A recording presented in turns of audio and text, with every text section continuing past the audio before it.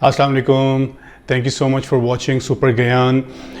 Simple request, اگر آپ نے ابھی تک میرے چینل کو سبسکرائب نہیں کیا please go to my channel, the link is in the description. اس کو پلیز لائک کریں, اس کو سبسکرائب کریں. آپ کا ایک سبسکرپشن کلک ہم لوگوں کو موٹیویٹ کرتا ہے سو دیٹ ہم لوگ اور بہتر ویڈیوز بنا سکیں اور بہتر کانٹینٹ بنا سکیں, تاکہ ہم لوگوں کو پتہ چلے کہ لوگ ہمیں صرف دیکھ ہی نہیں رہے بلکہ ہمارے کانٹینٹ کو پسند بھی کر رہے ہیں. So please subscribe to my channel and share as much as possible.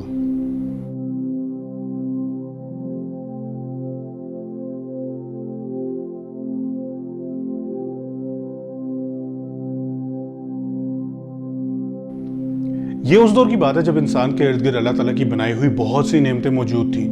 اس کے پاس کان ہیں, آنکھیں ہیں, ہاتھ ہیں, پاؤں ہیں, لیکن انفارچونیٹلی اس کے باوجود وہ ان نعمتوں کو پراپر طریقے سے زیر استعمال نہیں لا سکتا تھا, ان سے پراپر طریقے سے فائدہ نہیں اٹھا سکتا تھا, کیونکہ اس وقت انسان ہر وقت ایک اندیشہ اور ایک فکر کا شکار تھا.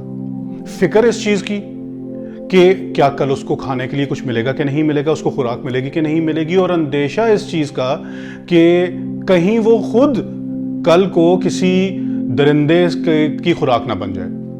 اس اندیشے نے انسان کی ترقی کو بالکل روک کے رکھ دیا تھا اور وہ کسی کی بھی طرح سے آگے بڑھ نہیں پا رہا تھا. اور آہستہ آہستہ کر کے جب انسان کو شعور آیا, تھوڑا بہت اس نے سوچنے سمجھنے کی صلاحیت پیدا ہوئی, تو انہوں نے دوسرے انسانوں کے ساتھ, دوسرے لوگوں کے ساتھ, گروہوں کے ساتھ مل جل کر رہنا شروع کر دیا, which basically was the main element of society. اب جب لوگوں کے ساتھ رہنا شروع کیا, جب لوگوں کے ساتھ مل جل کر بہت سی چیزیں اس نے سوچنا شروع کی, تو اس چیز سے اتفاق اور اتحاد پیدا ہوا, اور اس اتفاق اور اتحاد کی وجہ سے بہت سی چیزیں آسان ہو گئیں. انہوں نے اپنی حفاظت کے لیے کئی سسٹم پیدا کی, جس میں ایک سسٹم یہ تھا کہ جب وہ رات کو سوتے تو وہ ایک گروپ میں سوتے اور اپنے ارد گرد آگ جلا لیتے, اور اس آگ سے یہ ہوتا کہ وہ مختلف آدم خور قسم کے درندوں سے بچے رہتے, اور اس طرح انسان کی زندگی میں بہت سی آسانیاں پیدا ہو گئیں. کئی برس گزر گئے, کئی دہائیاں گزر گئیں, اور تانبا, پیتل, لوہے جیسی دھاتیں دریافت ہونا شروع ہو گئیں. اب یہ ایک بہت ہی ریولوشنری سٹیپ تھا انسان کی زندگی میں, اور انسان کی زندگی کے اندر بہت سی آسانیاں پیدا ہونے والی تھیں, کیونکہ انسان آگ کا استعمال پہلے سیکھ چکا ہوا تھا. تو اس استعمال کو زیر نظر لاتے ہوئے انسان نے انہی دھاتوں کو پگھلا کے بہت سی استعمال کے قابل چیزیں بنانا شروع کر دی, جس میں کچھ ایسے ہتھیار بنانا شروع کر دیے جو کہ اس کی زندگی میں بہت سی آسانیاں پیدا کرنے والے تھے. کیونکہ اس ٹائم پہ انسان کا سب سے بڑا ایک فکر یہ ہوتی تھی کہ اس کی خوراک کا انحصار سارے کا سارا شکار کے اوپر تھا. تو ایسے ہتھیار جو کہ شکار کے لیے استعمال کیے جا سکیں, ایسے اوزار جو کہ شکار کے لیے استعمال ہو سکیں, وہ بنانا شروع کر دیے, اور انسان اس قابل ہو گیا کہ اپنی خوراک کو, اپنے شکار کو بہت دور سے نشانہ لے کے مار سکے, جس نے کہ انسان کی زندگی میں بہت زیادہ آسانیاں پیدا کر دی. اب کئی برس گزرنے کے بعد کچھ عرصہ گزرا تو انسان نے اس میں اور زیادہ ترقی کرنی شروع کر دی. انہی دھاتوں کو پگھلا کے مکس کر کے بہت ہی ضروری قسم کی چیزیں بنانا شروع کر دیں, اور یہ وہ دور تھا جس کو کہ ہسٹورینز میٹل ایج یا آئرن ایج کے نام سے یاد کرتے ہیں. اب اس میں انسان نے اور اپنے استعمال کے قابل چیزیں بنانا شروع کر دیں, جیسے کہ تلوار اور آرمر یا ڈھال جس کو کہتے ہیں, وہ بہت عروج کے اوپر بننا شروع ہو گئیں. اور یہ وہ دور تھا جس ٹائم انسان نے ایک تمدن کی طرف, ایک ڈسپلن کی طرف اپنے آپ کو بڑھانا شروع کر دیا, کیونکہ اتنا شعور آ چکا ہوا تھا انسان کے اندر کہ آہستہ آہستہ آہستہ آہستہ سیکھتے سیکھتے کئی برسوں کا, کئی دہائیوں کا ایک سلسلہ تھا. تو اس ڈسپلن نے انسان کو, اس سسٹم نے انسان کو ایک حکومت کرنے کے اوپر, ایک بادشاہت کرنے کے قابل بھی کر دیا. اب جیسے جیسے یہ سارے کے سارے سلسلے بڑھتے گئے تو اس کے اندر افواج پیدا ہوئیں جن کے پاس ہتھیار بھی تھے, جن کے پاس اسلحہ بھی تھا. تو اس دور کے اندر کامیاب ترین سکسیسفل ترین انسان وہ تھا، کامیاب ترین سکسیسفل ترین اقوام وہ تھیں جن کے پاس بہت طاقت تھی.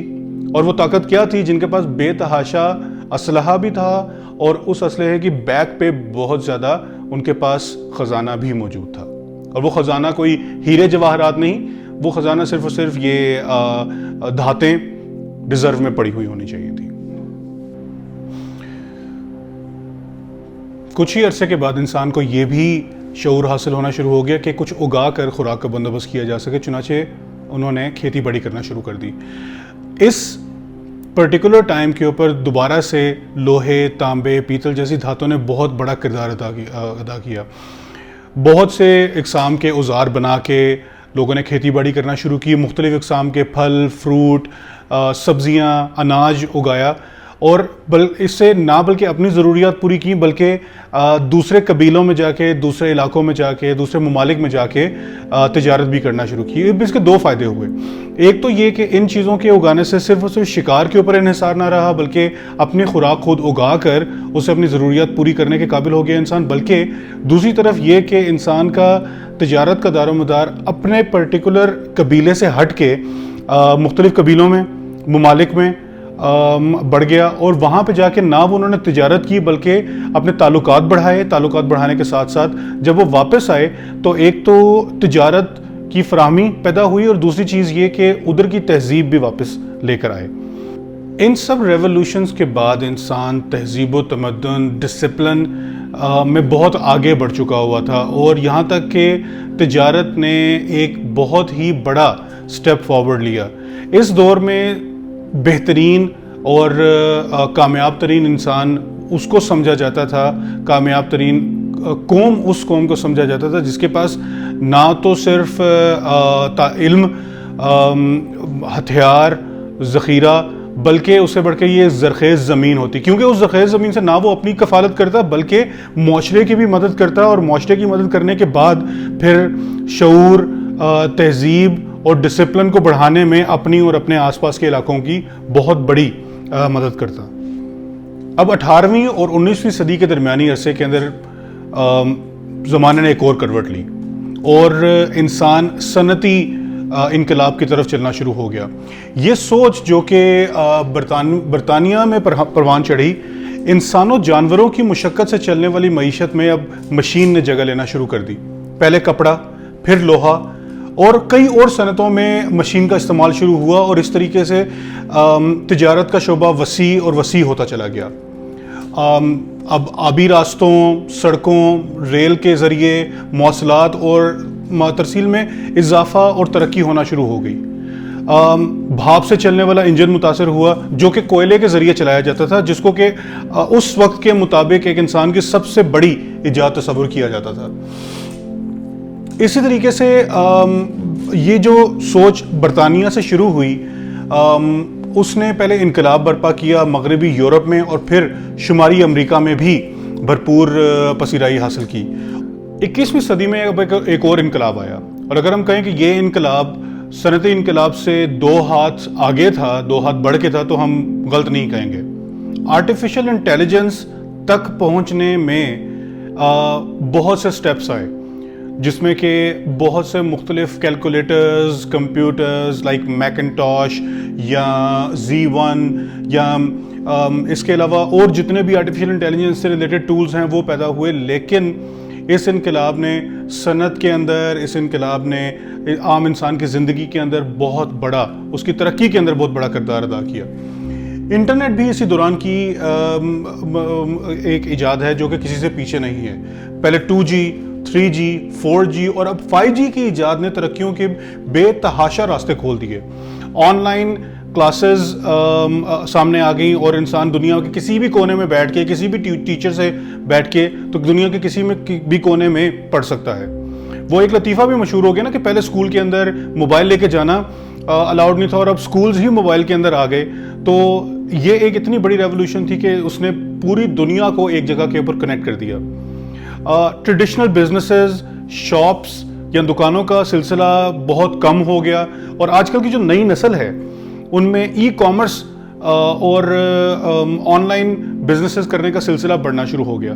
اور یہ اتنا तेज़ रफ्तारी से बढ़ना शुरू हुआ कि आजकल के दौर के अंदर हमारे नौजवान उस लेवल के ऊपर कमाना शुरू कर गए हैं कि वो एक हफ्ते में जितना कमा लेते हैं, उनकी पिछली जनरेशन शायद पूरे महीने के अंदर भी उतना ना कमा सकती हों।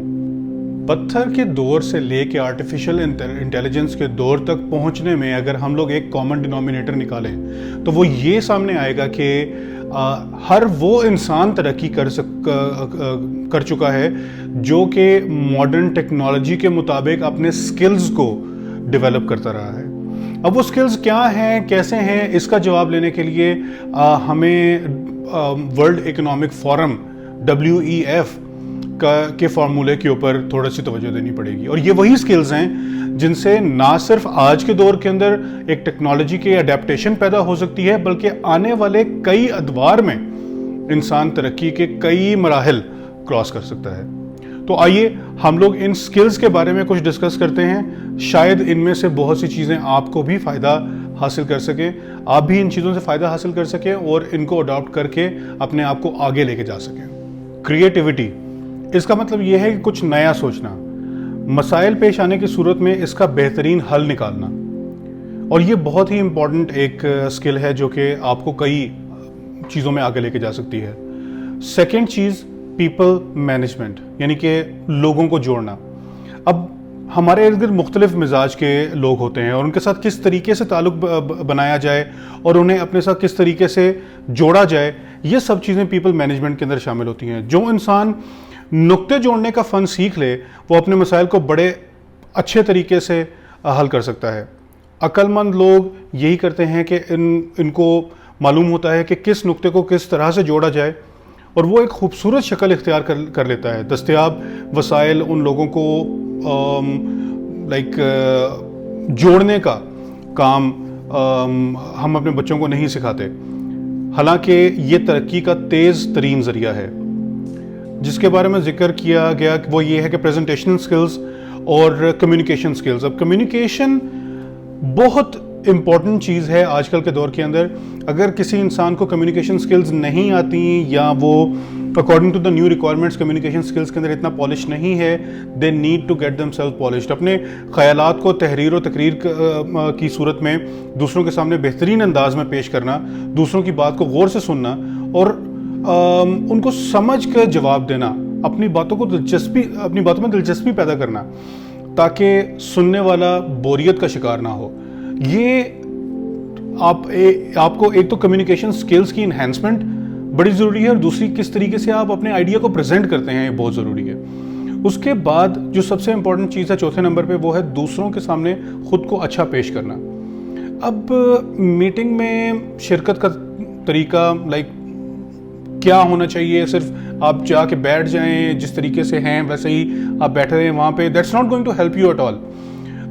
इंटरव्यू देने का तरीका, बातचीत करने का तरीका, मुख्तसर ये कि आप जो हैं दूसरे के सामने खुद को बेहतरीन अंदाज में पेश करना, इसको आप सेल्फ प्रेजेंटेशन भी कह सकते हैं। पांचवी स्किल टेबल मैनर्स, ये बहुत ज़रूरी चीज़ है जो कि हम लोगों को अपने बच्चों के लेवल से सिखानी पड़ती है। खाना खाने का तरीका, टेबल या दस्तरखान पे बैठना, सीनियर या जूनियर के साथ खाना खाना, कांटा छुरी का अच्छे तरीके से इस्तेमाल करना, मशरकी और मगरबी अंदाज को अपनाना, इन सब चीज़ों को और बहुत सी और चीज़ों को शामिल करना ये टेबल मैनर्स में शामिल होता है। इसी तरीके से हमारा ड्रेसिंग मैनर, अब ये अच्छे ब्रांड्स के कपड़े पहन लेना एक आपके ड्रेसिंग मैनर्स को नहीं रिफ्लेक्ट करता, बल्कि ड्रेसिंग मैनर्स होती क्या है, अपने बारे में ये जानना कि मुझ पर कौन सा रंग और कौन सा लिबास जचता है। पावर लुक ये होती है कि व्हाट योर पर्सनैलिटी इज़, उसको आप उस तरीके से अपने लिबास के अंदर रिफ्लेक्ट करें ताकि आपको देखने वाला ये चीज़ समझे कि हाँ जी इस बंदे के अंदर इतनी प्रेजेंटेशन, इतनी एस्थेटिक सेंस है कि ये अपने आप को प्रॉपर तरीके से कैरी कर रहा है। लीडरशिप स्किल्स सेवंथ और बहुत ही एक ज़रूरी स्किल, अपने मातहत जो लोग काम कर रहे हैं उनसे शानदार कारकर्दगी कैसे لی جائے, انسانوں کو کیسے ڈیل کرنا چاہیے, ٹیم کیسی بنانی چاہیے اور اس کو کیسے لے کر چلنا چاہیے, یہ سب چیزیں لیڈرشپ سکلز کے اندر شامل ہوتی ہیں. اس کے بعد لکھنے کی صلاحیت, جس میں کہ ڈائری لکھنا, بلاگ لکھنا, اخبار, میگزین, سوشل میڈیا کے آرٹیکلز, سوشل میڈیا کی پوسٹ لکھنا, یہ سب چیزیں اور بہت سی اور چیزیں لکھنے کی صلاحیت کے اندر شامل ہوتی ہیں. مسائل کو حل کرنے, پرابلم سالونگ کی صلاحیت, حوصلہ اور ہمت نہ ہارنا. حالات ہمیشہ ایک جیسے نہیں رہتے, کبھی اچھے ہیں, کبھی برے ہیں, کبھی ایسے ہیں, کبھی ویسے ہیں. تو ان سب چیزوں کے اندر ہم کس طرح سے اپنے پرابلمز کو سالو کرتے ہیں, اپنے پرابلمز کو اپنے سر کے اوپر مسلط نہیں کرتے بلکہ ان کا سلوشن ڈھونڈ کے اس پرابلم سے نکلنے کی کوشش کرتے ہیں, پرابلم سالونگ کہلاتی ہے. خود اعتمادی, سیلف کانفیڈنس, بلا وجہ کے خوف اور ڈر میں نہ آنا, اپنی خود اعتمادی سے خود کو یا یہ ثابت کرنا کہ آپ اس مقام کے لیے سب سے زیادہ اہل ہیں, یہ بہت ضروری ہے. اگر ہمارے اندر خود ڈاؤٹس ہوں گے تو ہم کبھی بھی اپنے آپ کو آگے نہیں لے کے جا سکیں گے. کرٹیکل تھنکنگ یا تنقیدی سوچ, کسی کام کے بارے میں یہ سوچنا کہ ایسا کیوں ہے, اس میں کون کون سی خامیاں ہیں, کون کون سی خوبیاں ہیں, اس کام کو مزید بہتر انداز میں کیسے کیا جا سکتا ہے. جیسے وہ آپ سے اکثر انٹرویوز میں پوچھا جاتا ہے کہ what are your strengths and weaknesses. That is critical thinking, کہ آپ اپنے آپ کے بارے میں اور آپ دوسروں کے بارے میں اور آپ کی طرف جو بات کمیونیکیٹ کی جا رہی ہے اس کے بارے میں آپ کتنے کریٹیکل تھنکر ہیں, آپ کتنے پریسائسلی سوچتے ہیں, ٹھیک ہے, اور آپ کی ڈیٹیلڈ اورینٹیشن کتنی اچھی ہے. یہ سب چیز, ان ساری سکلز کے بارے میں جاننے کے بعد اگر یہ چیز کہی جائے کہ آج کا دور کیسا ہے, اس کے تقاضے کیا ہیں, آج ٹیکنالوجی کہاں سے کہاں پہنچ چکی ہے, اور وہ کون سے گر ہیں, وہ کون سی سکلز ہیں جنہیں اپنا کر آپ اس تیز رفتار ٹیکنالوجی کا مقابلہ کر سکتے ہیں, یہ سب چیزیں آپ کے سامنے آ گئی ہیں اور مسئلے کا حل بھی آپ کے ہاتھ میں تھما دیا گیا ہے. اب یہ آپ کے جذبے, ہمت اور کوشش پر منحصر ہے کہ آپ اپنے ساتھ کس قدر سنجیدہ ہیں اور خود کو زندگی کے کس مقام پر دیکھنا چاہتے ہیں.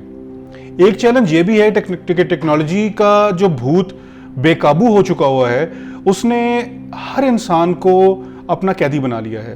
سوشل میڈیا کے طوفان میں بہہ کر آج ہر شخص مقصدیت کو کھو بیٹھا ہے اور بڑی لاپرواہی کے ساتھ اپنا قیمتی وقت اور ذہنی صلاحیتیں ضائع کر رہا ہے. لیکن اس کے ساتھ ساتھ اچھی بات یہ بھی ہے کہ ٹیکنالوجی کی اس ریس میں ٹیکنالوجی کی بدولت آج کچھ بھی حاصل کرنا ناممکن نہیں ہے.